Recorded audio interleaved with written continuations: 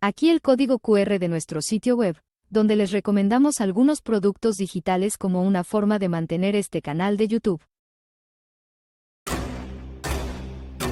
Hola a todos, atentos a la La siguiente economía nota. de Estados Unidos crece al 2,4% en el segundo trimestre, pero la inflación sigue siendo un desafío.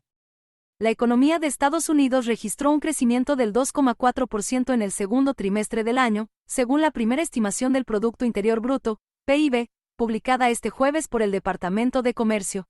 El dato supone una ligera aceleración respecto al 2% del primer trimestre y refleja el aumento del gasto del consumidor, la inversión empresarial y el gasto público. Sin embargo, la recuperación económica sigue enfrentándose al desafío de la inflación, que se enfrió en mayo pero aún se mantiene en niveles elevados. El índice de precios al consumidor, IPC, subió un 4% en el año que finalizó en mayo, el ritmo anual más lento desde marzo de 2021, pero muy por encima del objetivo del 2% de la Reserva Federal, Fed.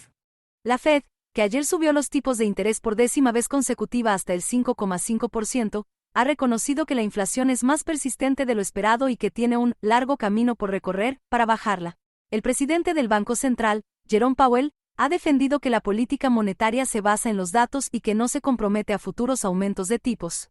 Los analistas esperan que la economía estadounidense siga creciendo en los próximos trimestres, impulsada por la demanda interna y el plan de infraestructuras del presidente Joe Biden.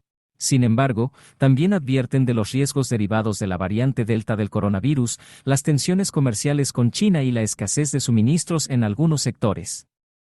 La segunda estimación del PIB correspondiente al segundo trimestre de 2023, basada en datos más completos, se publicará el 30 de Todo por agosto. el momento.